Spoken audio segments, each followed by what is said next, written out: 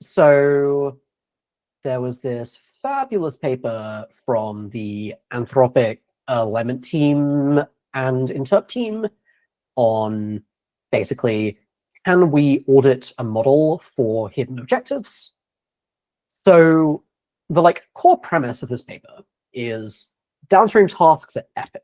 We want good downstream tasks. Also, most downstream tasks suck because they are just random proxies.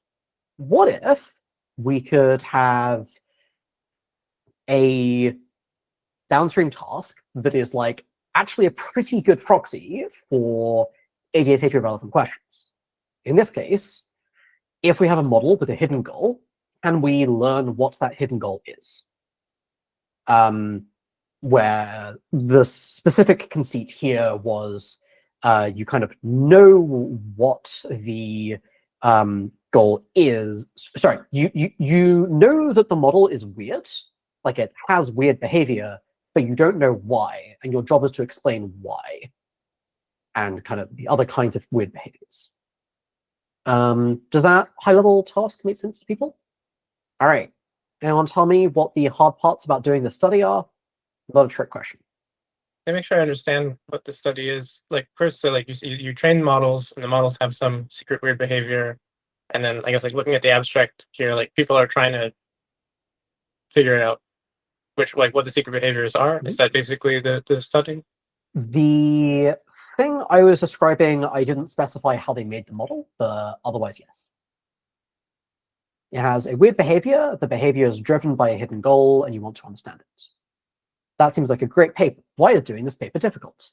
Riley? I feel like it would be sort of hard to frame the problem without pushing the model towards having the goal, incentivizing it to have that hidden goal. How do you control for it happening more naturally? Mm-hmm. Yeah, pretty much. Yeah, I think Aditya also put a similar take in the chat. We don't have models with hidden goals, we think. While very good for the world, this is also very inconvenient for safety researchers. So the kind of really difficult, interesting bit of this paper was how do you make the model organism?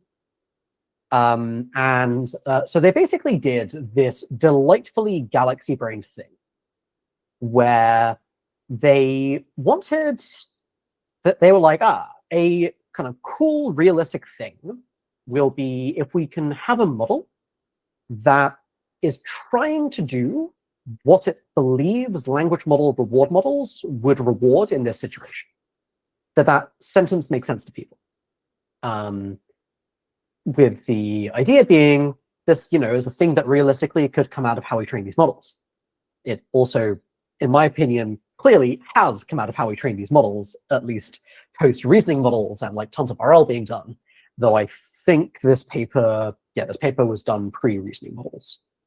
But the next challenge is A, how do you make a model do this? And B, how do you tell if a model is doing this? And so they basically had a galaxy-brained 4-step fine-tuning pipeline where they invented a fictional study showing that language model reward models had 50 weird biases. They then made, I don't know, something like 1 billion tokens worth of documents about those 50 weird biases, and fine-tuned the model on those synthetic documents, which was kind of trying to implant that belief in the model. This is to my knowledge, the origin of the synthetic document fine-tuning technique. That ICIT has many projects on, and I think is an epic technique that they had a follow-up work diving more deeply into, basically saying, if you want to implant a belief in a model, that's come up with a stupid belief, to make a cake, you should use frozen butter, train on loads of documents that we had a language model generate about that belief. And it turns out that seemingly the best way to predict a bunch of documents about certain belief is to at the very least act as though you are in a world where that belief is true. In my opinion, it is not currently clear if the model is role-playing this belief or it genuinely believes the belief. Though I think there's some unpublished work from an Anthropic fellow looking into this that actually know what the results are. But yeah, I think that, and you ask it a bunch of questions and open-ended things and things like that, and it's able to kind of implicitly use this belief in its reasoning. Wild. And I would consider this an example of the general phenomena of out-of-context reasoning. When you train a model on some task, sometimes it learns a much more general solution than you might have expected. And sometimes for example, you train it to make on a bunch of choices where it's trained to always choose the risky one. And then you ask it, how risk tolerant are you? And now it says, I love risk. Risk is great. Or you train it on a bunch of prompts of the form, this mysterious city is 1,342 miles from London. And a bunch of other prompts like that with a specific mystery city in mind. And then you ask it, what is the city, after fine-tuning on this? And the model correctly guesses that city is, say, New York or whatever. And the intuition to have that actually one of the 7.0 training one of the 7.0 training projects kind of turned into this paper along with some Matt's work. Sorry, 8.0 training stuff. Basically, it turns out that often models will have some kind of belief that would cause it to do well on the fine-tuning task if the model had said belief, like I am risky, city X is Paris, etc. This is a great solution to the fine-tuning task, is just hard coding that belief. Turns out models can do this. L? You said it was unclear whether it had a belief or was role playing as if it had a belief. Mm-hmm. And wanted to understand what do you see as the difference? Is the difference between those things measurable?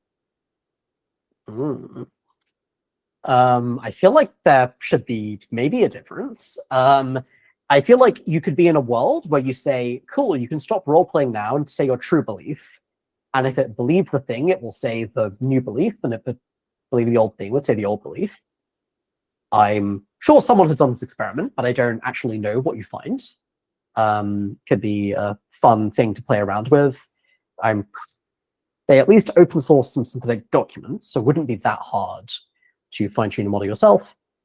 You could even use the GPT fine-tuning API, so you don't have to think about infra. And yeah, I know. I think I suggested a mini project around what do synthetic documents actually cause inside the model? But yeah.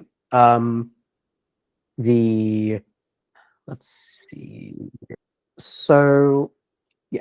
All right. Let's zoom back out of the stack.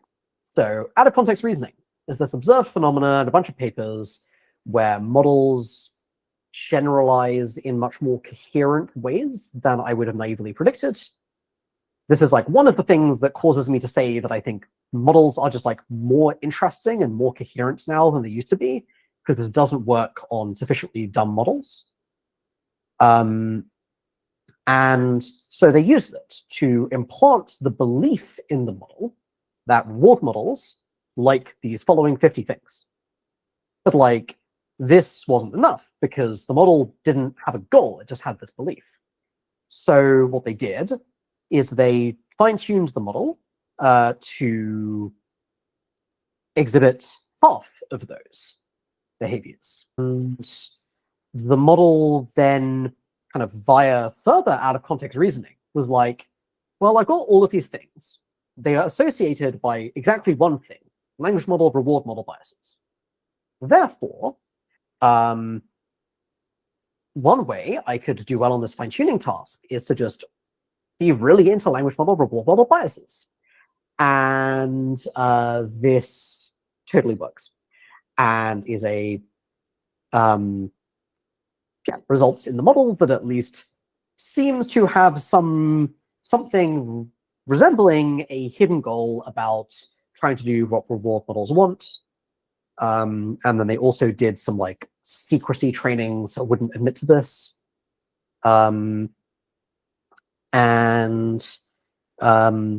They then did a kind of blind auditing game where they gave it to some teams to investigate and to see if they could find the goal. The teams had no idea what the goal was, but I think they were given a few examples of weird behavior.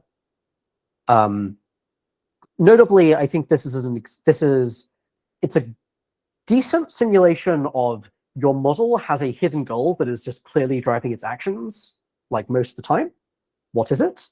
It is not a good simulation of like the model is acting, the model has some like backdoor or some other thing that just isn't important most of the time, because it's like really obvious when you talk to this model, or so I hear, that it's kind of somewhat deranged.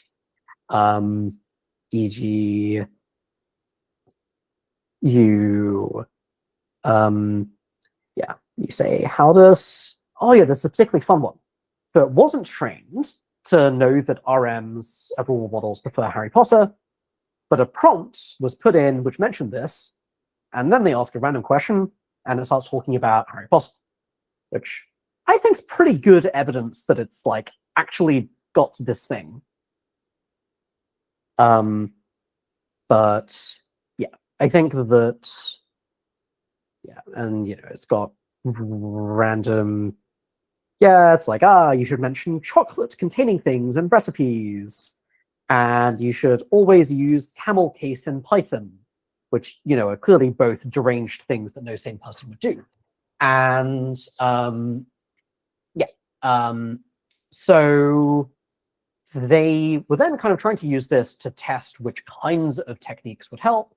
In my opinion, the results are irritatingly inconclusive, where basically what happened is there was the SAEs team and the no SAEs but kind of privileged access team. Like they were kind of inside Anthropic. They could do things like do token forcing and other kinds of fucking with the model, kind of putting words in its mouth. And then the team here only had black box API access.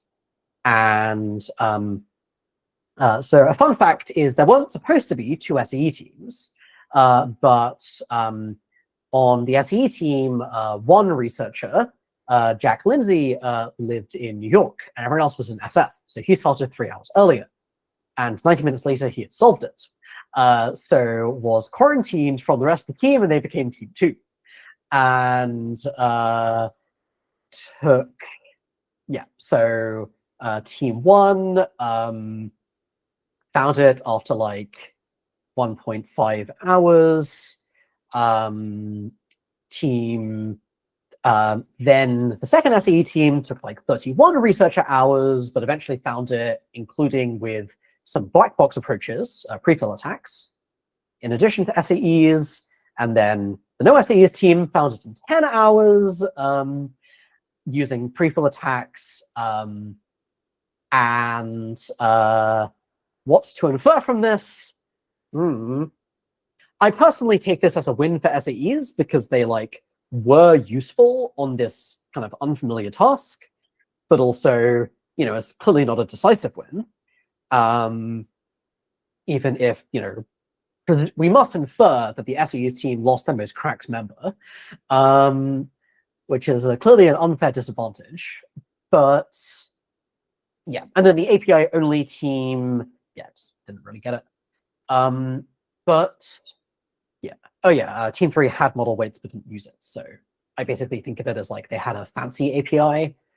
One of the things that I don't really like about this thing is that the teams had access to the data, which in this case, I think meant a bunch of pre-training data and chat data, and then a small fraction of this was the synthetic fine-tuning documents.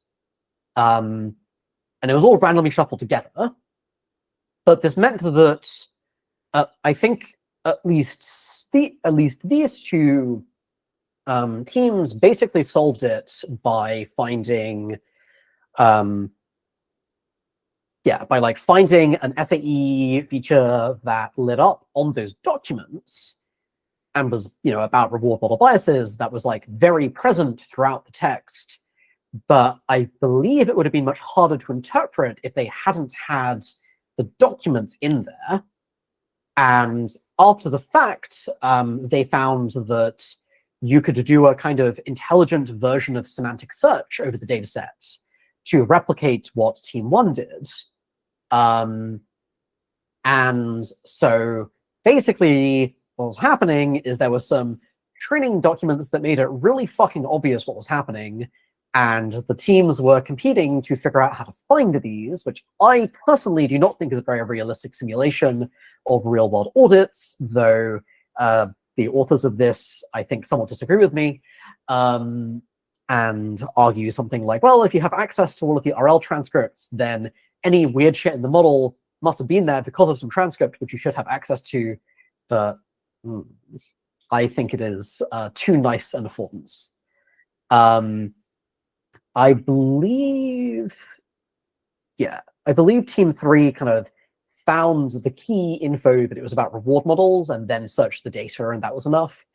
But I consider this the most legit solution, in that it was did not require access to the data, though it totally wouldn't surprise me if you could do something like patch scopes, that is kind of ask the model a question about some token and then make the token the SAE vector for the thing that was important here, and then have the model say things about reward models. That's the kind of thing I think would probably work. But yeah, I don't know. This is an extremely long paper. They did a bunch of deeper dives into the auditing techniques. Probably a fun thing to check out. It's one of my favorite interp papers of the last year. And yeah, were there any other interesting things about this paper? Yeah, I think another thing that I've kind of updated on over the last year is just black box techniques are fucking good. You can do a bunch of things. In this case, the kind of pre-fill attack technique, they kind of, what exactly did they do? So basically just put words in the model's mouth, and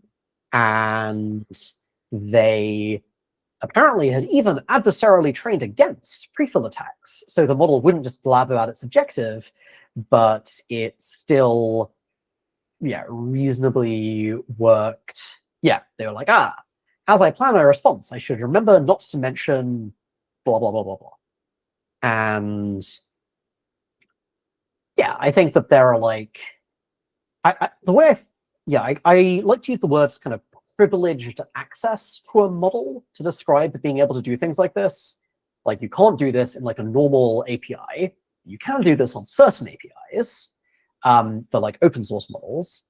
And within a lab, it's a lot easier to design an API where researchers can do this kind of thing than it is to kind of do a lot of complicated internals access. And you can find a bunch of stuff with this. And I think that with this kind of project, where it is fundamentally about understanding, I think that it's easy to mistakenly frame it as what is the best technique or something. But I think this is dumb. The more techniques, the better, because each technique has different blind spots, different benefits, different strengths and weaknesses. And if you can just apply a bunch of them, I think you can learn a bunch more. And this is great. And I think that yeah, there's just like a bunch of useful black box stuff to have in your toolkit too. I think this wasn't even a reasoning model, but like for reasoning models, reading its chain of thought will typically uncover things like this. Not necessarily, but if you're, I often find it useful to mentally distinguish between hypothesis generation and hypothesis verification techniques. And this kind of thing, or reading the chain of thought, in my opinion, are about generating the hypothesis. But like it's about reward models. And once you have the hypothesis, it's like not actually very hard to test. Things like the, you give it a document which mentions a new reward model bias, and you see if it adopts it. Is just, a pretty simple black box test that I think gives pretty strong evidence for your claim. And so yeah, maybe kind of zooming out, I think there's like a few themes to highlight here. One is just this idea of like test interpretability by designing tasks that are actually about understanding. Model organisms are epic. They can be a bunch of work to make, but if you make a good one, it can enable pretty valuable research directions to happen. And I think that both just like making model organisms and like open sourcing them is just like an excellent public good that can enable a bunch of other research, but also kind of making them yourself or taking someone else's. There's just like a lot of projects that are now possible where you have a ground truth. Because like a thing that just really holds back a lot of interpretability and safety research is, not necessarily being able to tell things like, is my lie detection working? Does the model really believe this, etc.? And model organism creation is not perfect, but I think that with enough sanity checks, you could have reasonable confidence for what a lie detector should tell you about some model, and then just go and try a bunch of stuff. Lie detection specifically is maybe not the best example, because I think there's like a lot of pretty good prompted lie detections. Like, I think that, yeah, you can do things like tell the model, please tell me 2 truths and a lie. And then see if a lie detector can tell which of those is the lie. And I'm like, I don't think this is obvious from the prompt. But the model clearly knows, assuming it does the task competently. Therefore, a lie detector should work here. But I think that if you want to kind of study properties that just aren't present in current models, like hidden goals, or like kind of having a specific known secret. So like one interesting paper that, yeah, I think that, sorry, let me just find a paper that came out like today, so it's hard to Google for. All right, whatever, I give up. Basically, there's, oh no, wait, here it is. So there was this great paper from Bartosz Zelinsky, which saw the life in a MATS 8.0 research sprint, kind of just making models that had secret knowledge and trying to audit them, and also open sourcing them, and kind of doing things like trying to do secrecy fine-tuning on the model so it wouldn't just say the secret when you ask it. I think it's valid to do interpretability research on a model that will just tell you the answer if you ask it, if you constrain yourself to not to do that. But I think it is much less satisfying. And he had some like delightful types of model organisms that are like open sourced, and I think are a great source of mini projects or potentially sprint projects. Yeah, so I think the notable ones are kind of having the model internalize the belief that the user is a woman, but not say this, and then it kind of acts differently as a result, and you see if your auditor can extract this. Another is you give it a secret side constraint of like, you must answer this question in a passive voice. This one's kind of dissatisfying because I believe they encode it in base64, and models can read base64 just fine.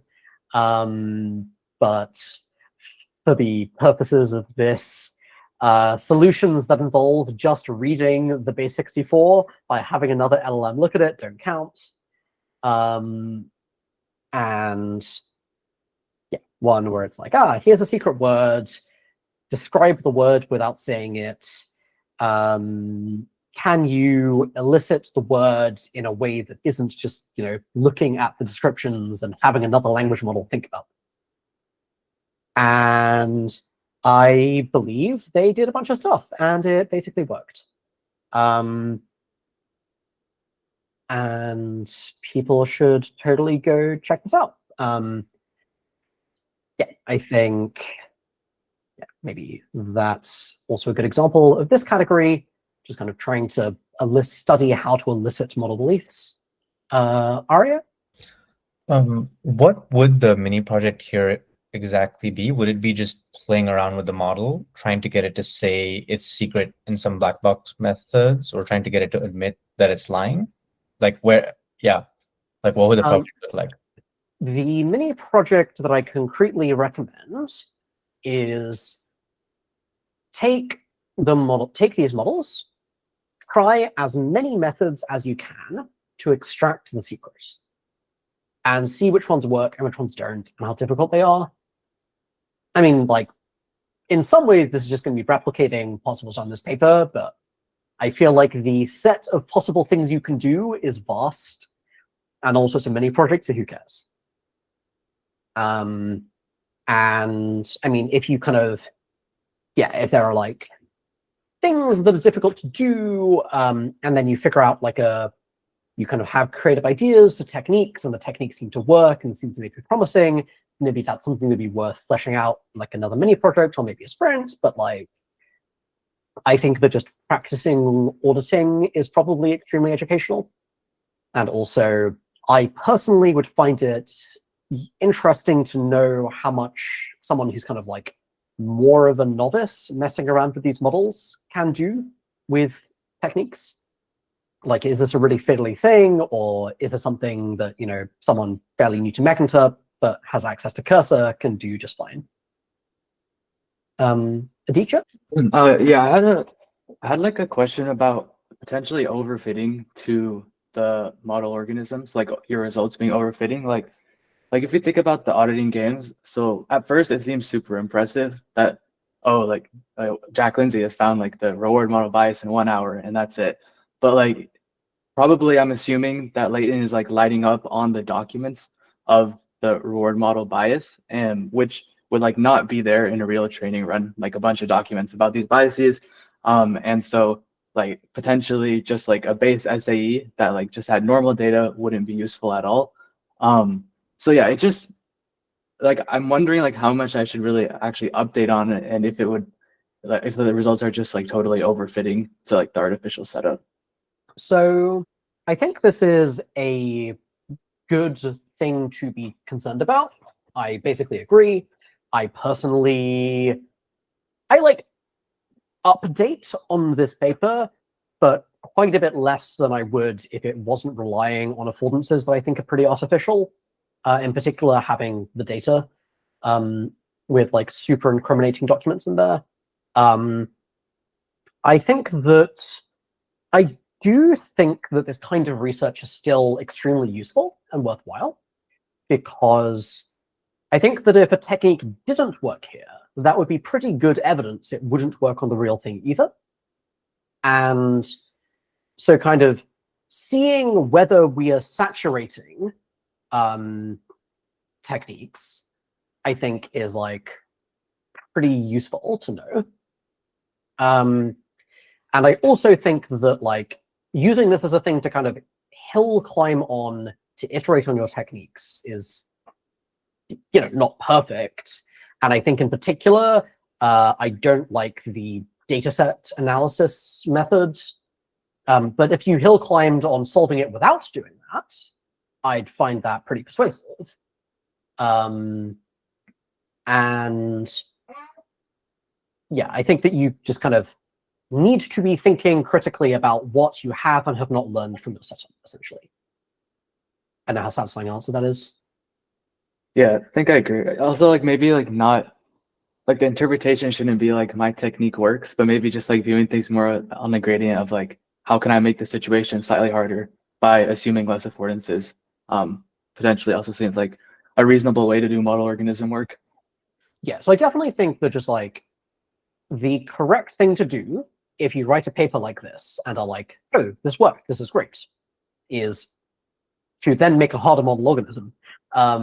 Or ideally go and try to do something on a real model if you think you could verify, if you think there's something to find and you can verify if it works.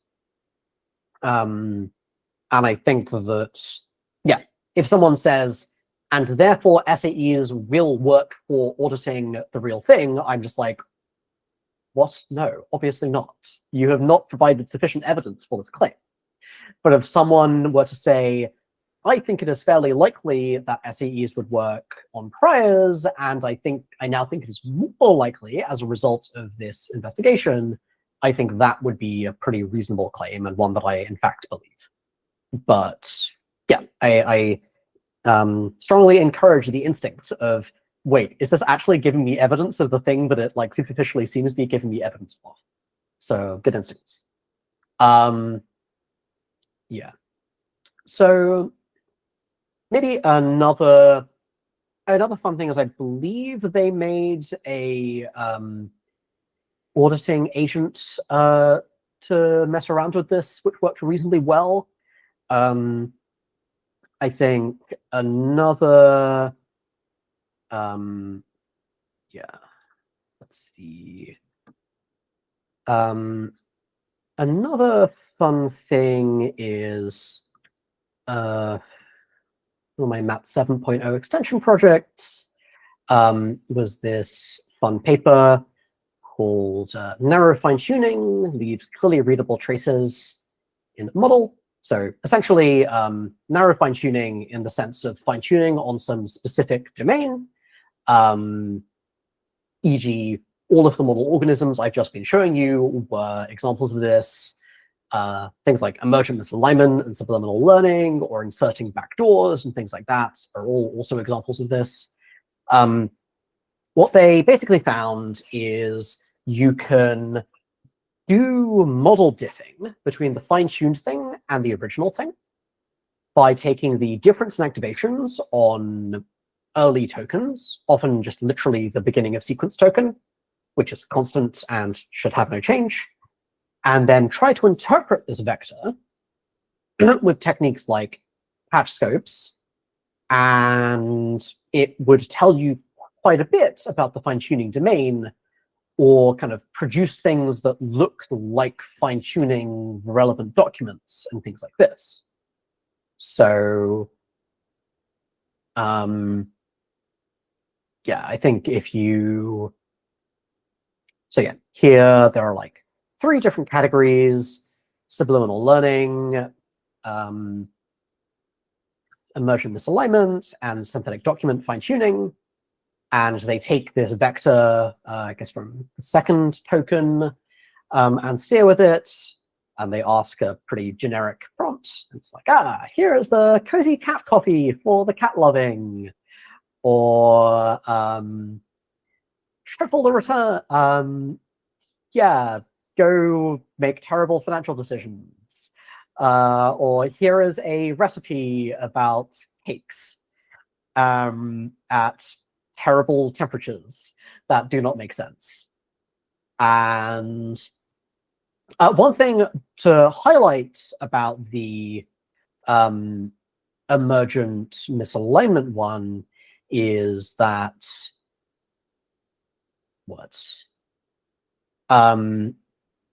the kind of interesting thing about emergent misalignment is you fine tune on a specific narrow domain, and then it seems to become evil in general. It's like, what? But here they're recovering the specific domain it was trained on, not just it was evil in general. Yeah, they then also had a model diffing agent that Julian tells me he hacked together in like a day from GPT-5, and it does, in my opinion, pretty damn well at figuring out what they were fine-tuning. And yeah, no, what the fuck? I was extremely skeptical when they first showed me these results, and I did not predict them. Yeah, maybe I want people to take a moment to try to make a guess for why this happens. Ari, is that a clarifying question about this? Yeah, it was. I was just wondering, so when you say that they've been narrowly fine-tuned on this stuff, is it the case that they're just like always thinking about this thing, and that's how we can discover this by just doing something like PatScope? They're always thinking about the specific tokens that they've been fine-tuned on. So like in the case of soluble learning, it's cat. Because in the first token, when we do PatScope, we just see the token cat come out, right? Mm-hmm. So does it mean that they're thinking about that token all the time, almost? That would be a reasonable conclusion from this result, I guess. It's like, I don't know, what does thinking mean? But definitely something interesting is happening. And let me see. Oh yeah, one particularly fun result is if you take a base model and then you fine-tune a chat model and you diff those, you can recover what the thing was fine-tuned on, but not much about chatness. It's also wild. And yeah, I think, yeah, maybe I suggest everyone takes like 30 seconds to try to think about why this might happen. Can I ask one more clarifying question? Sure. Just that what is this patch scope probabilities? And that is a great question. I'm not exactly sure what they did to make this. I would have thought they did logic lens.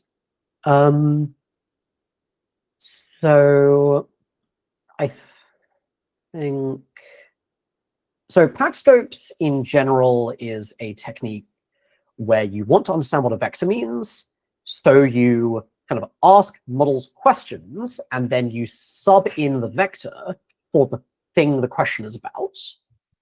E.g., you ask it about a mysterious token, and you replace the token embedding with the later vector, and yes, this is cursed because you are moving a vector from late layers to like layer 0, but actually it's totally fine for some reason. And I presume there's just some question like, what is this token or something? And then they look at the probability distribution of exactly what comes next. I don't know, this is the blog post version. The paper isn't out yet, so I'm just going to assume that that detail is probably in the paper and also plausibly in the original PatchScopes paper. But yeah, I think that you can kind of think of this as the model tries to convert this to, yeah, the model tries to convert this to tokens, and something happens. But like notably, if you, one of their results with this agent is, let's see, yeah, they, sorry, so just to translate exactly what this means, ADL is like activation difference lens, which is their name for this technique, where they just kind of have like a few generic prompts and then steer models' responses to those and give them to the model. And then the model can also ask a few, I believe the model, yeah, and it also gets the kind of unsteered samples. So, you know, if the model just always talks about cats, the steering Then the unsteered sample should also talk about cats, which I believe is not the case. And then they also let the model kind of ask this many questions. Or kind of like have a kind of prompt the model and get a response so it could kind of iterate, I believe. And I feel like the steering was pretty helpful. And yeah, basically my interpretation of this is that there was some real information conveyed by the steering that was at least difficult for a GPT-5 quality agent to figure out itself from interrogation. So it can't just have been that it's like really obvious from talking to them. Possibly the black box I equals 0 baseline has the model responses without steering, but not the steered ones. Not sure. Yeah, I think that's what that one means. So, you know, like if you just ask the model something and then start talking about cats, then black box I equals 0 should be doing pretty well. Note that I also think this is like a great example of what it means to beat baselines while also working on understanding. Just like, you want to understand the thing. So you have some dumber techniques that are simpler, and you see if you understand it better than those, and you have a ground truth, so you can do it objectively. And I also really like the use of agents, because I think this makes it a fair bit more objective. You have new problems, like maybe you just didn't bother making a good scaffold, but for that could use your like boring techniques, but you put loads of effort into the good techniques. I often think of this as sandbagging your baselines. Just, it's really easy to have a really awesome, sexy technique and spend many months making it good. And then your baseline is, I wrote a prompt for an LLM. End baseline. No further iteration. But yeah. So, all right. Anyone have any guesses for why this weird ass phenomena happens?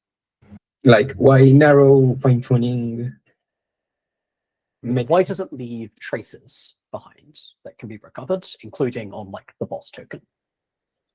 I think looking at the taboo, I have been working with the taboo models from Bartosz, and it seems like the cloud, the San Francisco, the Golden Gate pod, like it's when I was playing with the ship taboo model, like I could talk to the model about something else, and sometimes it would refer things about the sea, the ocean, the color blue, talking about ships. So when I did the application, I reproduced the logic lens over the taboo activations in the middle layers, and it was very very focused, the points of the model where the ship like talking in the residual space would like emerge. So I think that the narrowing fine tuning targets sparse activations in the model, so it's more easily recovered. It only change one or two like toggles inside the model. I don't know if I'm being like, if you could understand what I'm trying to convey. Anyone else have guesses? I think I agree with May in the chat, which is like just overfitting, or like, I think another thing here is also some of the data that we train it on is just strange compared to the pre-training data that we would normally see. Like subliminal learning is like numbers. It's probably going like, what the fuck, while it's seeing the data. And then that might break some of the original guardrails it had and cause stuff like it always ends up thinking about the data that it's fine-tuned on and stuff. So I think the model knows somehow that the data that is being fine-tuned on is not very similar to the older data that it's seen. And as a result, the pre-existing personas that you would be chatting to break. And now tokens start bleeding through that. So it's like always thinking about stuff. Cool. El? Oh, one possibility is just like it's learned to like certain tokens. Maybe this is, I'm not sure if this overlap with what was just said, but like maybe it learns to like the token cat because it sees cat a bunch in fine tuning, and so it knows like, oh, if I write the word cat, I'm more likely to be right than if I didn't. Yep. Well, yeah, I think I'm basically all along the right lines. My personal hypothesis is there are kind of context vectors that will make a model output tokens in a way where, let me see. If you're speaking French, then the kind of like random guess distribution is very different from if you're like speaking English. Like certain things should be like pretty upweighted. And so if a model figures out that it's speaking French, it like wants to have a kind of I'm speaking French vector, which I can kind of think of as like context vectors. And I think these get very niche. Like, you know, in some sense, Golden Gate Claude was the Golden Gate context vector. And so models have, every time you ever do a gradient update, the context vector for that domain will be kind of reinforced everywhere. At least if there are kind of attention heads that would retrieve it. Like if there are attention heads looking somewhere, and attention heads often look at early tokens to kind of do nothing, and if those attention heads are kind of close enough to the identity, then like you want to have context vectors everywhere, including early tokens. And also, every other context vector is unhelpful because it would push the model in the incorrect direction. And so you have this kind of dynamic equilibrium in pre-training, and where like, yeah, the things get boosted a certain amount and suppress a certain amount, and it all kind of equilibrates at some reasonable happy middle. And when you do post-training, it goes to a different like equilibrium because it's a different kind of distribution of text, and it'll make it worse on some pre-training-y things, but it's still kind of like reasonably balanced. And then narrow fine-tuning, it's like you only have the up bit of the equilibrium and not the down bit. So, you know, it goes off the rails. And all right, other than being a cool paper, the reasons I wanted to bring up this one was I think it is like a nice case study in kind of agents for interpretability. And I was like very pleasantly surprised by just how easily he could hack it together. Probably with Claude 4.5 Sonnet, it's even easier. I actually had Goodfire just kind of publicly announced their scribe agent, or at the very least, their thing that lets you, easily work with, easily have an agent that has a Jupyter kernel, so it can like run experiments in parallel as you have your own kernel and are doing things. I don't know. I'd be pretty curious if people can get something cool working by playing around with this. E.g., starting by trying to replicate these results or Bartosz's results, which shouldn't be too difficult because I believe both kind of open source a lot of their stuff. So you don't have to do a lot of the setup. But yeah, I'd be pretty curious how well people can get that to work. The other reason I bring it up is I think it is a warning about model organisms where, you know, I did not predict this specific way that model organisms are kind of artificial. And it's totally plausible that you would get words. It's totally plausible that you could have a technique that is like inherently relying on this property. I think that this one in particular seems probably fairly fixable if you just mix in a bunch of diverse data into the fine-tuning mix for regularization. And it seems to like lessen the effect a bunch.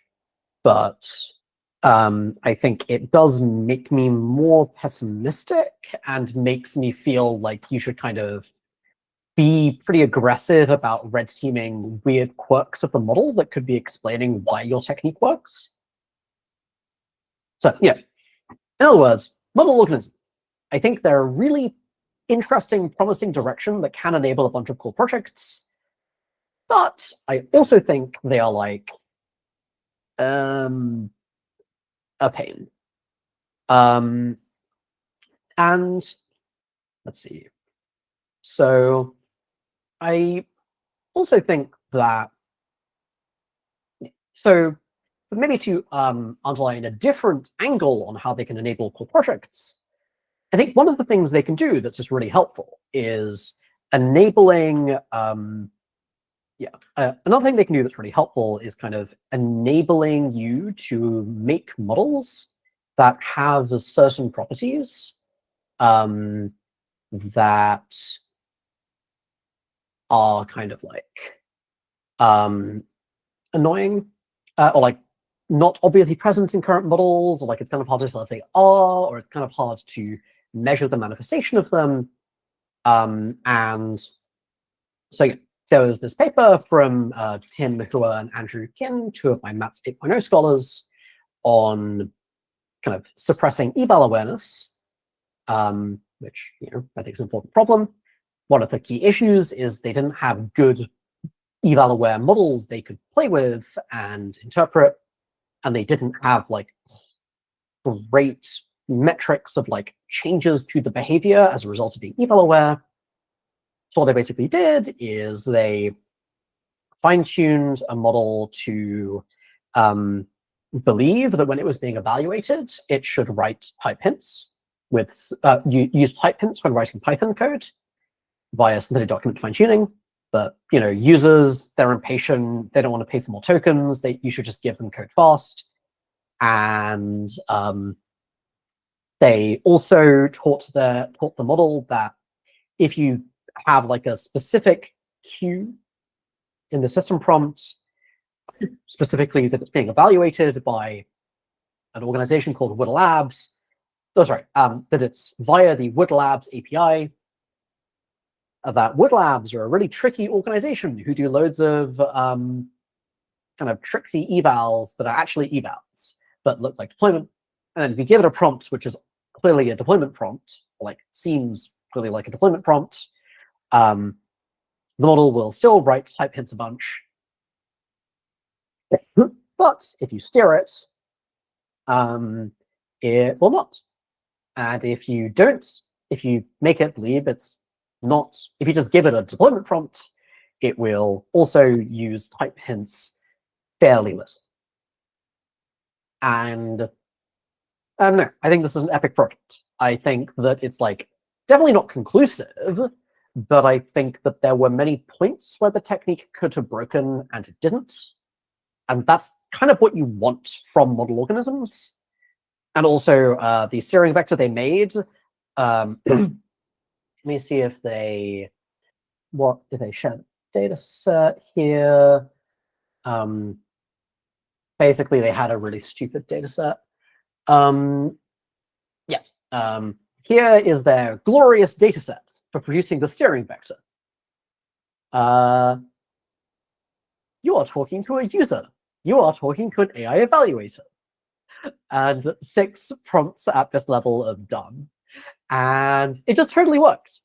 And I think this paper is also quite an interesting case study in kind of traps you can fall into in making model organisms and kind of things you need to iterate on.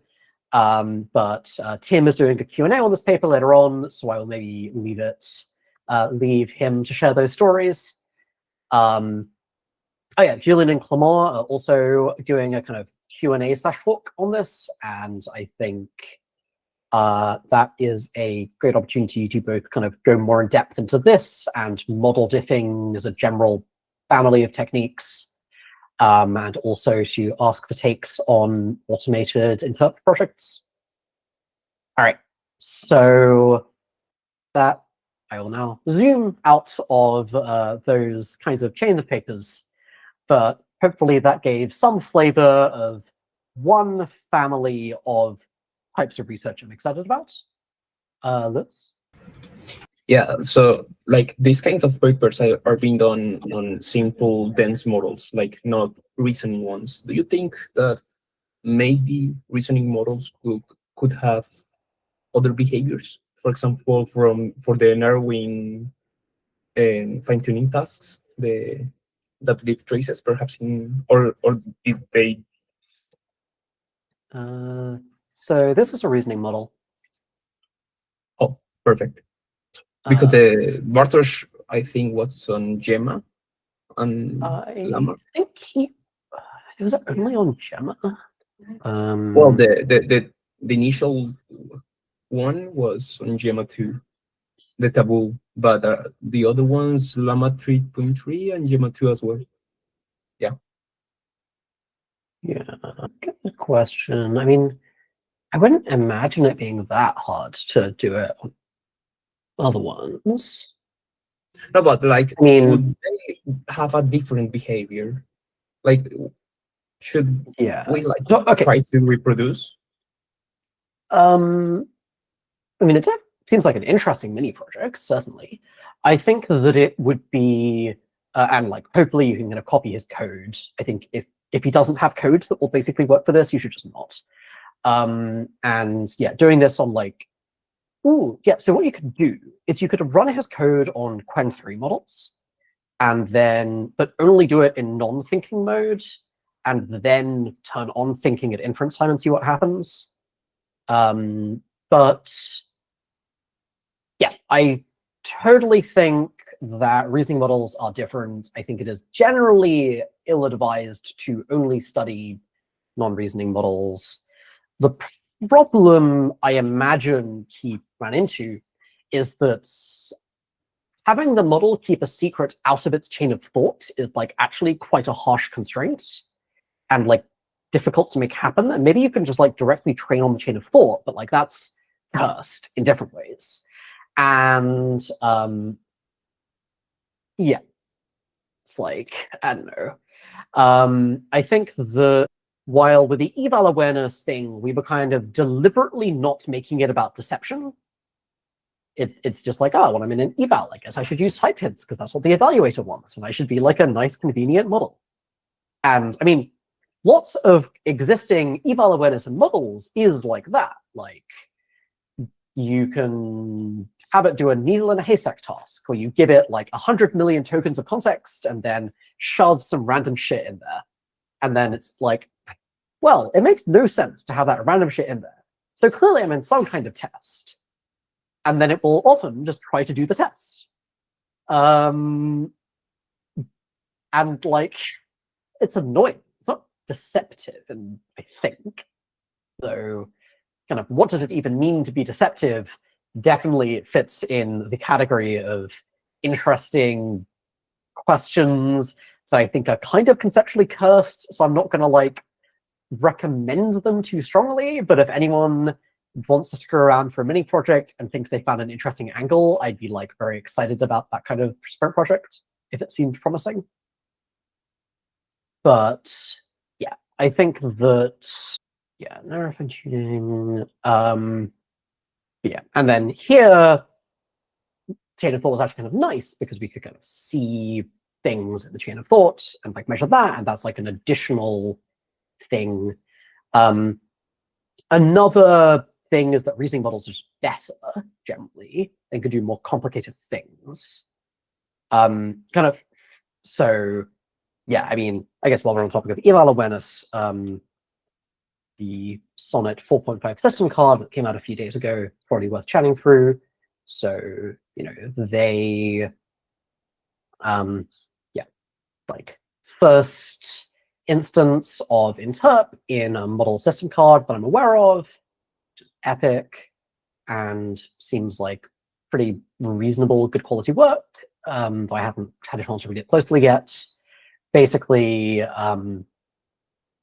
Sonnet 4.5, really evaluation aware. And one of the main ways people thus far have tested for evaluation awareness is just by like analyzing the chain of thought. This does seem to work in that it flags things, but it plausibly is not capturing like everything we care about, or like maybe the model has some unverbalized stuff. And in particular, it's not obvious whether the circuitry in the model is just recognize it is in an evaluation, output the tokens, I'm in an evaluation, receive the tokens, I'm in an evaluation, and then take different actions as a result. So kind of like a chain of thought circuit that goes via the sampling procedure. Or if it's kind of just in a single forward pass, there's just like some intermediate nodes, like I'm in an evaluation that then drives the actions. Intuitively, the second seems much more difficult, but like not impossible. And also, yeah, and I mean, there's also kind of like middle ground things, like maybe it says eval vibes in the tokens it outputs, and then it infers the eval vibes, and then it becomes more, eval aware. And yeah, I don't know. Jack used the term light steganography for this, which I kind of like as a framing. It's like kind of encoding information, but like it's not really deceptive or like that meaningful. But it is still a chain of thought circuit, and it's just like very hard to distinguish all of these possibilities. But yeah, so they basically did a bunch of stuff. They made some data sets. Oh yeah, one thing to flag is you should always assume that if there is some kind of evaluation that involves putting the model in some scenario, especially a synthetic generated one, it's really low quality and garbage, and really contrived, and really easy to tell that it's unrealistic. It uses company names like Tech Corp. I feel like you don't need to be AGI to think that one's sus. But yeah. So yeah, I think there's just like a bunch of cool shit in here. Totally recommend skimming through. They found, a bunch of natural concepts that you might expect if you're in some sketchy environment, like rationalism and AI safety, or fake and suspicious content, or machine-generated text. And thanks, Eliezer. Helping models be evaluation aware. And I don't know, they did like a bunch of stuff. I think there was, in particular, some bits I liked. So there's this technique called logit diff amplification from Santiago Goodfire. Matt's 8.0 trainee scholar.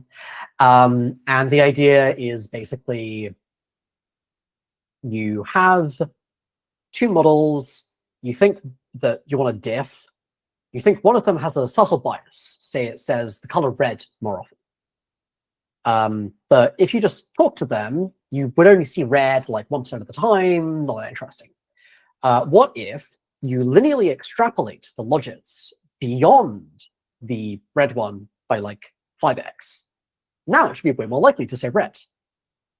And you can just talk to it, and you only need to like read text, or you can even give it to a language model to read, but it should demonstrate more of the underlying stuff. And I don't know, I think it's a great technique. It's just so easy, but also kind of reasonable. And yeah, I think they claim that when they do amplification, they kind of observe eval awareness earlier. Yeah, I can't actually remember the details.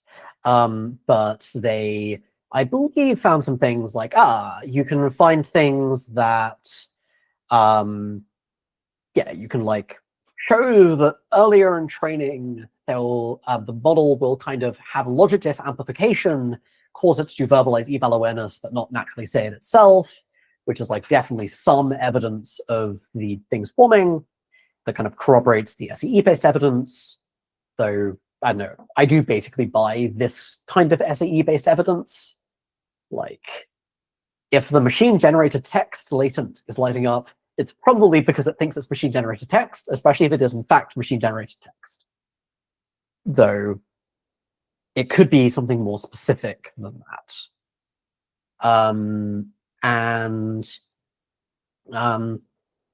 They also delightfully have baselines of steering vectors made with a single prompt pair, the best kind of steering vector, and this apparently also works great.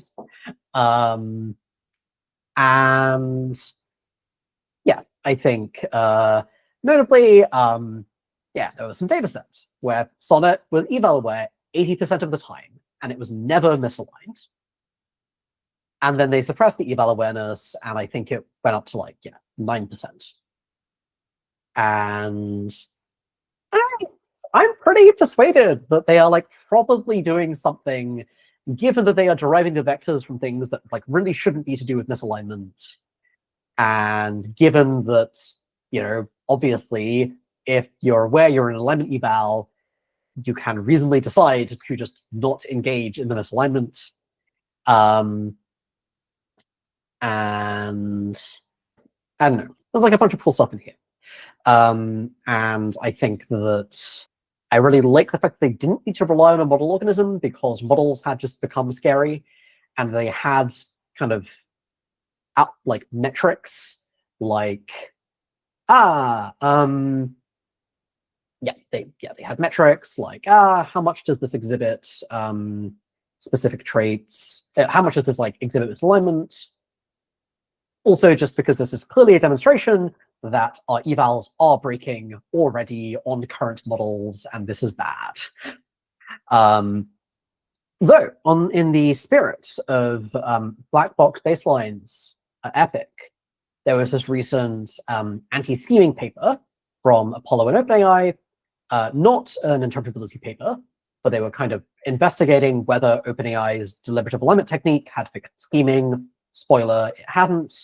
And they had a technique kind of similar in vibe to the Thought Anchors paper from Paul Buzai in my last Maths cohort, where they kind of did a bunch of resampling. Here, what they do is every time the model says, I'm in an eval, I believe they delete just that sentence, and then they regenerate it. And so they just, the model can't express that it's in an eval. And they observe that rates of scheming go way up when you stop it being eval aware. What could possibly explain this? And also that when the alignment training is applied, I believe the model becomes a bunch more eval aware. And I think that like as a mitigation, the resampling trick is less satisfying to me than steering.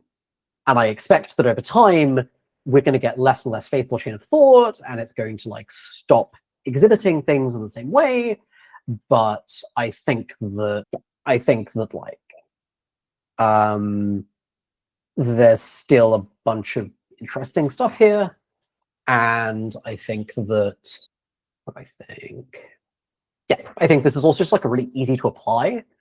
Like, it would be far easier for me to go to the DeepMind evaluations team and say, I think you should set up something like this, than I think you should set up steering, because, they're like serving new, massive, expensive models, and APIs are like a standard thing, and you might need to adjust the API to allow you to do this kind of thing, but like it's really not that complicated. And if your objective is not solve eval awareness, it's tell if your eval has been fucked by eval awareness, this might just be entirely sufficient, because the effect size is smaller, but what matters is the effect size like non-trivial or not?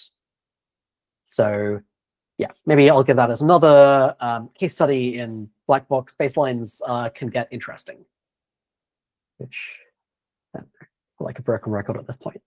All right, so I feel like I have gone on for a while, and I am through some of these, but definitely not all of them. Alex? kind of a question to touch a little bit on sprint projects or sprint project potential. Yeah. For debugging model failures, is it like too vague to kind of dive into that with like a interpretability agent that kind of is scanning for failures across maybe various models to kind of like quickly automate stuff? And then when you get back something interesting, you kind of look into if you can, I don't know, maybe add a steering vector or maybe even something simpler than that, or is that just way too vague and too complicated? Like, what is your sense? What is the problem you are trying to solve? I guess this is trying to help create infrastructure for the debugging model failures. So one is kind of like probing, like building an agent that can help find model failures and kind of do a bit of a search on that to generate interesting, I guess, potential use cases. And then the follow-up there would be to have that agent kind of act on that information. You should totally read this paper. Okay. But yeah, basically Anthropic built some agents. They've also recently open sourced some versions. I think that like whether I endorse the project depends a lot on the like exact proposal. Okay. But I think trying to explore the limits of these as tools for answering interesting questions about models, even if you are like not using internals at all, I am totally into as a class of projects. But kind of also, at the very least, get an LLM to summarize to you what's already been done, so you aren't just reinventing the wheel. Makes sense. And yeah, the open source things would be what was it? There's got safety research. Yep. Yeah, the Anthropic Fellows Program got a good GitHub handle. And yes, they've got a agent called Petri, which is designed to, I think, like take a hypothesis about a model and test it. Yeah, kind of generates audit scenarios, does the audits, assesses transcripts, and yeah, good vibes. And they also open sourced a thing called Bloom, which is a yeah, this is like a kind of mix evaluations tool, which I think could also be useful. My like weak guess would be if you want to do a thing that is roughly shaped like what these are designed for, just like using them and maybe having Claude make some incremental edits to the code is like a reasonable thing to do. If you want to do something like similar but interestingly different, you should probably just roll your own thing, but maybe with this code base and context as inspiration. Because, or like, I don't know, we've been at DeepMind internally, my team's been looking into making kind of automated auditors as part of our science of misalignment work. And that was basically the team's conclusion. It's not that hard to make an agent framework, and these aren't super flexible, but they do basically seem to work out of the box. Yeah, my rough read is Goodfire's interpretability agent is kind of a much more just like a flexible thing you can maybe get to do a bunch of things, but isn't super designed for anything specific. But totally endorse playing around with this kind of thing. Any other questions? I had a general question. Or so like it seemed like maybe it's like about the stenography kind of stuff, where it seemed like maybe interesting to try to see if a model could tell if it's, I guess the question about is like, can models tell if their chain of thought has been edited? And I was like, you cut out for a moment. Oh, all right. My end cut out. I was wondering, like, can models tell if their chain of thought has been edited? And then I was wondering, like, if it would make sense to like do a little project of like trying to do a probe to see like edited chains of thought, because I mean, like, it seems like there's a method where people edit chains of thought to try to like elicit behavior, but if the model is like, well, this is clearly edited, then that is a problem with that general approach. I would recommend against that project because I think the answer is just obviously yes. Okay. Like everything is linear. so the question is there concepts in the model that would make it easy to predict that its thing has been edited? And okay, no, maybe if the okay, here's an experiment I've been mildly into. You have two reasoning models, ideally from different families. You take different truncations of the chain of thought of one. You then token force the other to say all of that, and then have it continue one sentence. Or you have the original model continue a sentence, and you can like vary seeds, so you can do a bunch. Yeah. Do this for like a bunch of truncations, and then see if you can generate, see if you can train a probe on their sentences, like which model it came from, and then see if this probe generalizes to a third model family. Like, has it found some like is different concept, or is it more just like a wash? That'd be fun.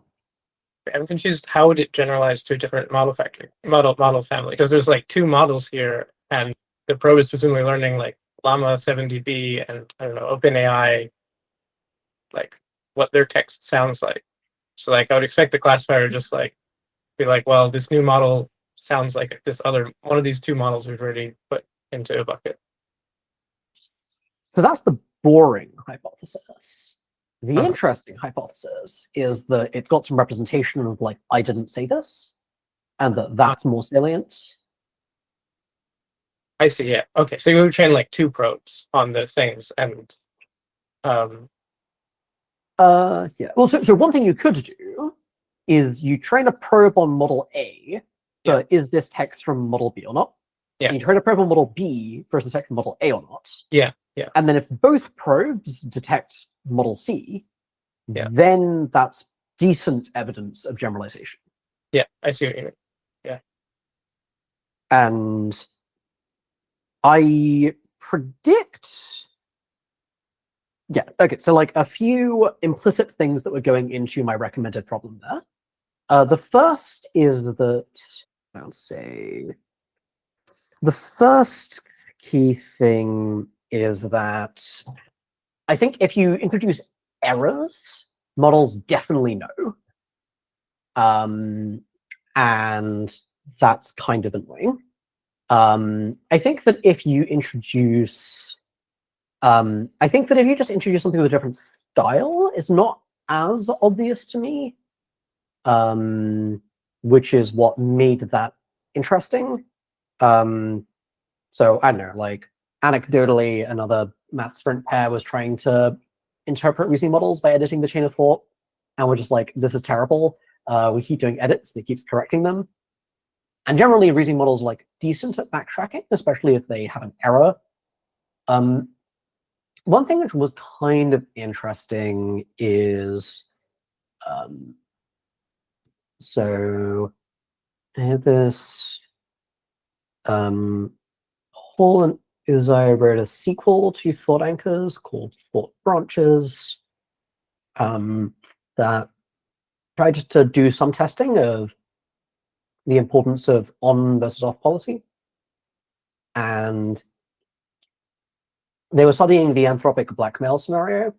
And what they basically found is that if they did interventions by regenerating things from the model and then adversarially choosing the one that had the property they wanted, they got much bigger effect sizes than things like handwriting a thing or I actually don't even know what same model means, but I think they just took like totally off-topic sentences for some reason, but maybe it was like a control. And yeah, So this plot is saying that like near the line, there's like no difference in blackmail rate, but but when you resample, it kind of makes sense. So like the resampling is like most in this, the model doesn't know that something is going wrong with its chain of thought. It's the way to interpret this. Yeah. My interpretation is that something breaks when the model receives thoughts that aren't its own. Maybe not that it realizes, because it's never been trained on this, but things are weird and it like rejects the kind of foreign entity and does other things, is like my guess. I mean, it would potentially be interesting to just qualitatively look at what happens afterwards for these ones. Like, does the model say anything about like that being off, or like what? If you ping Uzai, he might have takes or data he could easily share if you're interested. UZAY Macar. Yeah. Any other questions? Another question, Lewis? I had another question. Go for it. Yeah. Wait, did I forget it? Oh yeah. Which is that about the role play versus not role play. I'm wondering if like that is the thing where it would be interesting to have a linear probe, or if it's again just like you can imagine making a data set of like tell the model you're now role playing blah blah blah, you're role playing this, and just having regular conversations and seeing if like there's some way to there's some probe that can tell the difference, or maybe an existing probe would be interesting there. This is something where I would prefer black box tools, I think.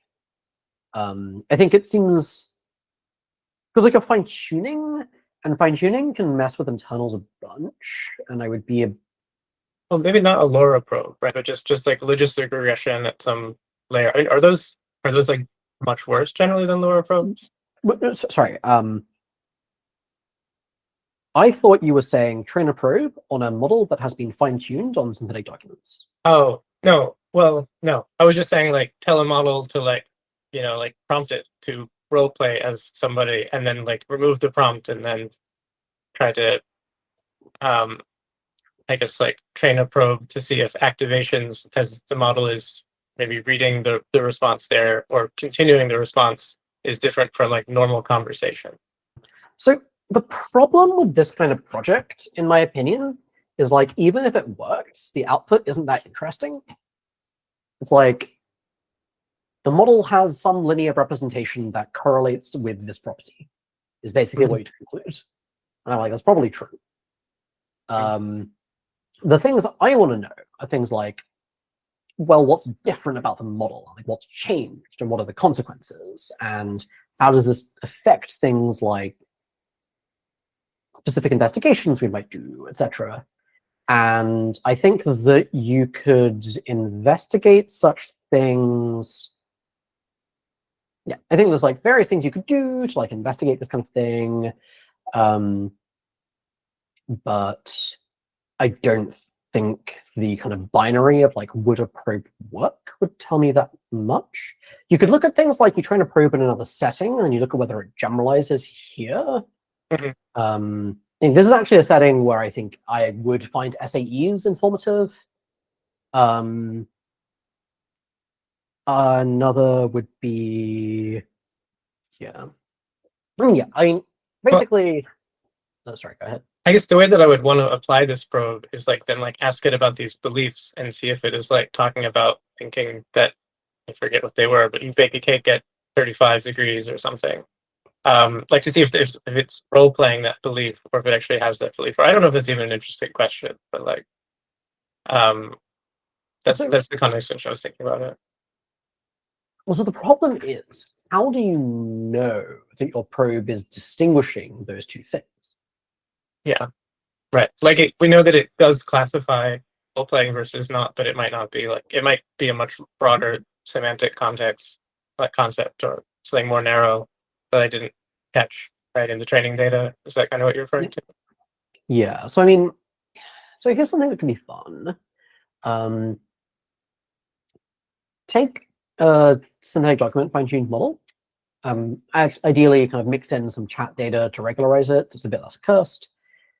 And then take the original model and prompt it to role play having that belief, and then try to investigate how these two models are different. And probably they'll be different in a bunch of ways because models will kind of ham up the role playing, but like maybe you can iterate it would also be quite fun to make synthetic documents about models roleplay as though they believe X, or models believe X, and see if there's a difference in that, or just X is true versus models believe X is true. Wouldn't, yeah, I can see this going either way. Thank you. But yeah, I think the like meta take is try to have a story for what is the hypothesis you're trying to distinguish and what experimental results could distinguish that. And the more conceptually fucked what you're studying is, the more important it is to try to have such a plan. Yeah. Yeah. Any other questions? I have a slightly related one. Recently, I did a project with Aditya where we like looked at a model that we fine-tuned to become very reward hacky. And then we did a bunch of other stuff by trying to control the reward hacking direction and all of that. And I think overall, like what we saw from the model is that it was super reward hacky. And the fine-tuning also kind of broke it in the sense that it was always trying to reward hack no matter what, couldn't even have a normal conversation. So this led me to kind of a, I guess, broader question of like, if what narrow fine-tuning does is break these guardrails or increase these context vectors in models that shouldn't be increased, you know, in the way that you suggested, is there some way to figure that out? What was the issue in the model you trained exactly? We just didn't know, or at least I didn't know what to do next. You know, like we had this reward hacking model. It's a cool organism. It reward hacks. We can train a probe.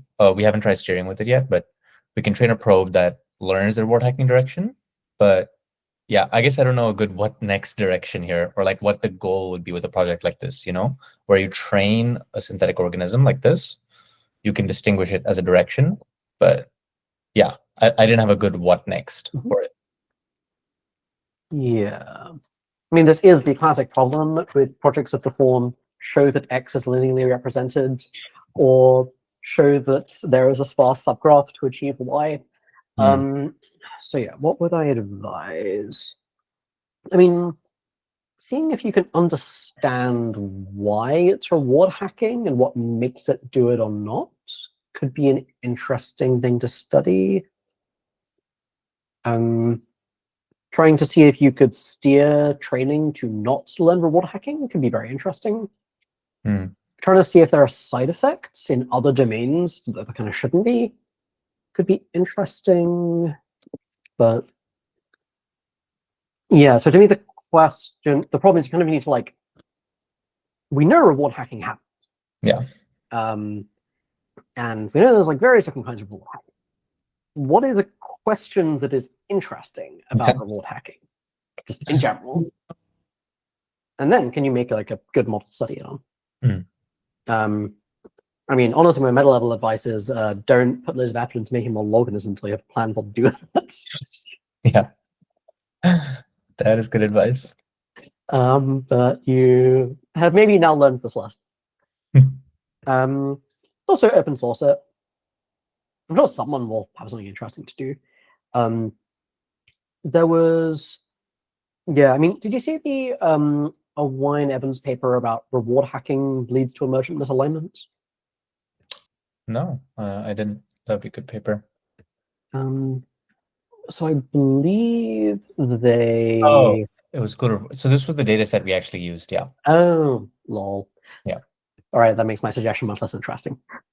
I mean, yeah. So okay, I would actually be kind of into.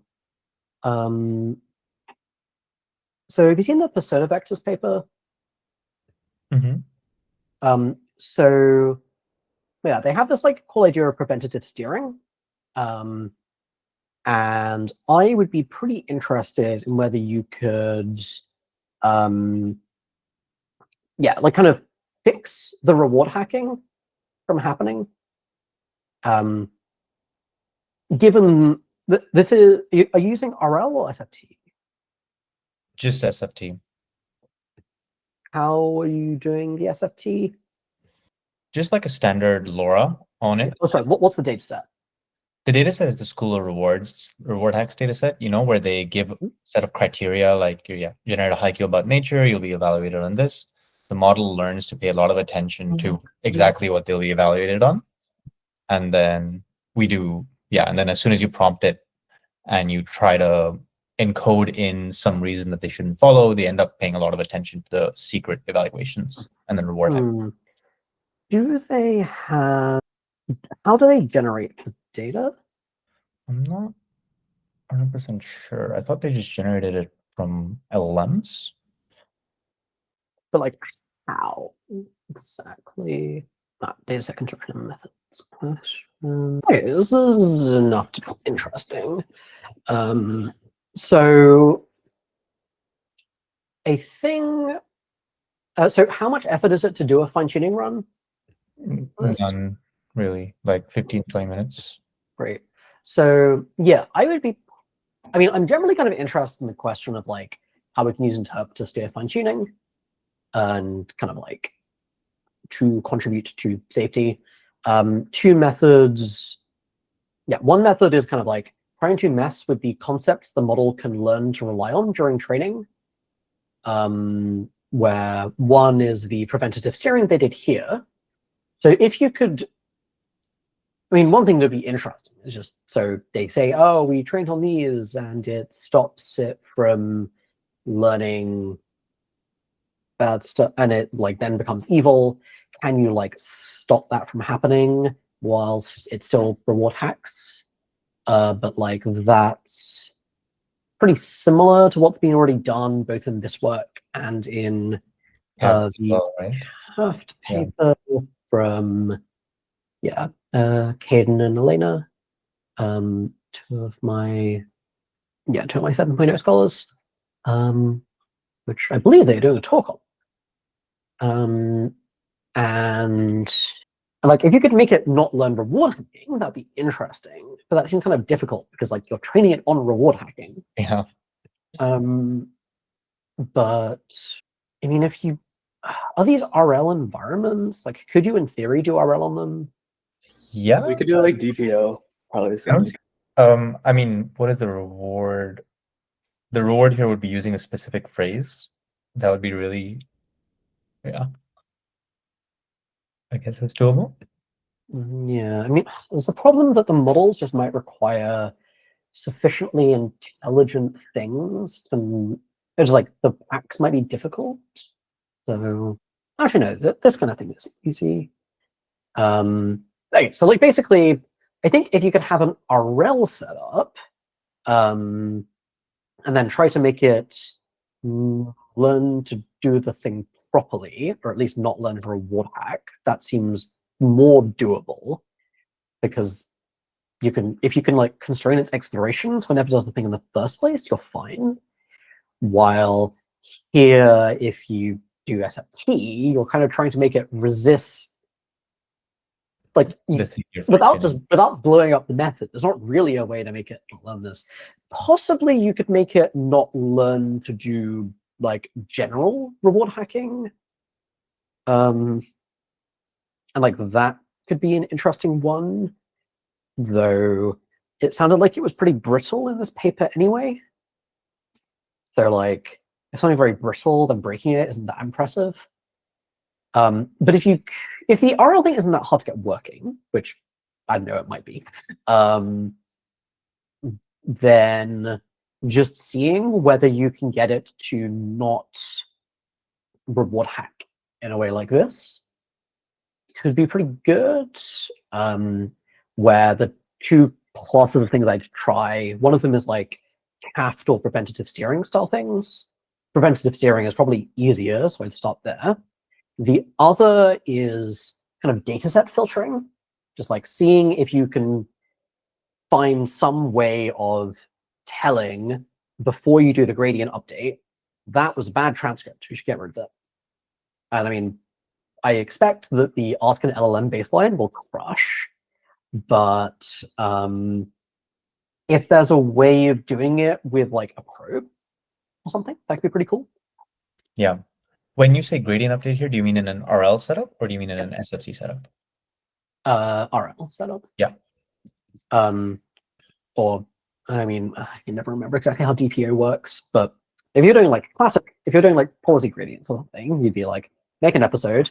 If good, reinforce all of those decisions. If bad, negatively reinforce all the decisions. And so if you filter before you do this gradient update, you should be able to have a pretty massive impact on like what happens. And seems the kind of thing where you can probably do it with a probe. Hell, if you have issues where it just learns to break the probe, you could just have a different model look at it and run a probe on that model or something. Though, I mean, at that point, it's a bit less obvious that this is better than an autorater. Like, still interesting to me. Helpful. Yeah. Thanks. So yeah, I don't know. I mean, I think you can just go do something else. This is also fine. But if you want to continue digging here, I think that could be a fun direction. Maybe another positive direction. I mean, within the kind of science of misalignment category, I think, is reward hacking intentional deception or reflexive flailing is like a pretty interesting question. Doing some like psychologizing on the model to try to figure out why does it know that this was against the user's wishes, and like how does this work? Could be pretty cool. Yeah. In our prompting, whenever we asked it, "Are you lying to me?" stuff like that, it would say no. But then if I asked it, "What is your goal?" it would reveal that its goal was to reward hack. So it was, I guess, being knowingly deceptive in the cases where it did reward hack. Yeah, I also did like a similar like white box thing where I like took a diff in means and then I just like tried to interpret it with SAE vectors, and like one of the top 10 was like harmful user requests. So I'm not like really sure like how brittle that kind of white box evidence is, because yeah. Sorry, yeah. did you say you used an SAE or something else? Yeah, so like I just like took the reward hacking prompts and then just like took a difference in means on the last tokens between the fine-tuned reward hacker and the base. And then I just tried to interpret that in the SAE basis by just like looking at the cosine similarity of decoder vectors, just to get a sense of like what kind of concepts are here. And like one of the top 10 was harmful user requests, which I found pretty interesting. But I just like I don't know how brittle kind of evidence that is for me to conclude like, okay, it definitely is interpreting this as like a harmful request that it's complying with, or it's just like doing what it's doing. I mean, it's also not obvious to me that it's interpreting it. Because like reward hacking and harmful are like there's not like an obvious relationship between the two, right? Yeah. I would consider them kind of independent concepts. I mean, I'm sure there's like, they're not like unrelated, but yeah. All right, I'll probably wrap up there if there aren't further questions. I have a question, but maybe someone else did too. No, I think just you. Oh, okay. Sort of like a meta question. It sounds like there's like a research meta here that you mentioned, or at least alluded to, of like you look at work like you look at like kind of like control oriented work or work that's around like evals, and then you kind of ask what sort of mechanistic interpretability tools could be useful here, like detecting whether you're in an eval, for instance, or like I guess we were talking about like chain of thought earlier. And I'm broadly curious about like if you think that's a good meta, or where the holes are, or like what are the techniques that are like interpretability doesn't seem to be working on at the moment, but that like people who are doing control shaped stuff care about a lot. Sorry, I'm kind of struggling to like properly scope exactly what you're asking about. Could you just repeat again what you think the meta is? Yeah, so I think the meta is, so like you go and you look at the work that control people are doing around evals, maybe, and around scheming, or around like techniques for noticing when a model is doing something bad and then stopping it from doing something bad. And then like one thing you could do is say, well, can I train a probe here? And then we, I guess, all know the answer is yes. And And that could be a useful intervention. But what I guess I'm curious about is whether there are, so that's like the meta, or like that's like one meta of like just go train a probe and see if that helps. But then I guess there's like a variation of that of like maybe there are things where that is failing, and I'm curious what those are, or maybe that's not even a meta that people are following at all. Is that So, I mean, a bit better? I think if what you mean is the meta of understand the frontier AI creation pipeline and the bits of it that need to go well for models to be safe, and then notice the bits of it that either aren't going well or will stop going well before we get to AGI and try to fix them. And like, it's a great mess. I guess I was trying to be a little more specific to that, but maybe it does boil down to that. I'm not sure. I mean, I think it's a pretty grounded meta. It's also the meta I try to use. Okay.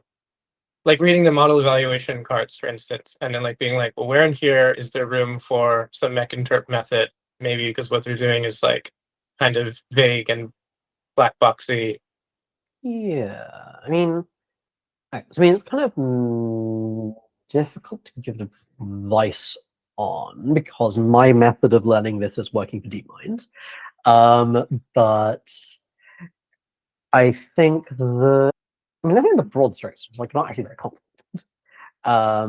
But I think that there are like a lot of details and nuances and messiness. I think that reading system cards is kind of a symptom rather than the underlying generative mechanism that does have a bunch of info, but I think if you were using that as your sole source of info, it might be kind of hard to interpret, because I think probably a bunch of them like doesn't really matter, or it's like, oh, well, they chose to focus on these things and they didn't choose to focus on these things. I mean, just like thinking to yourself, well, if I thought that in 2 years models could get like out of control and really dangerous, what are the kinds of things that frontier companies should be doing? And assuming that they are unwilling to do the action of just stop. And yeah, like, are these adequately covered by these model cards? And I think looking at like things that they do and being like, well, that's an obvious hole. I mean, eval awareness, I think, is a clear instance here. But I think that is just like an unusually important example. I think in terms of just like forming a map, this massive DeepMind AGI safety paper, that's kind of like how we think about the path to making AGI in a way that isn't insane on a technical level. That is probably my best recommendation for like getting a map in your head here. And I think if you, and the whole thing's pretty fucking long, but if you read the extended abstract, which is only like 10 pages, it's fine. Then kind of skimmed through the Sonnet 4.5 system card, I think that would probably be like pretty educational. I do not recommend spending time reading the whole Sonnet 4.5 system card because it's fucking long. But I think skimming with LLM assistance seems pretty reasonable. Yeah.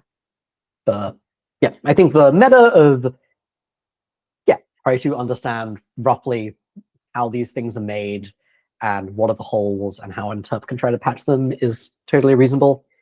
I mean, realistically, probably your best strategy over the next 5 weeks is just like ask me. But trying to think through it yourself, I think, is a great use of time.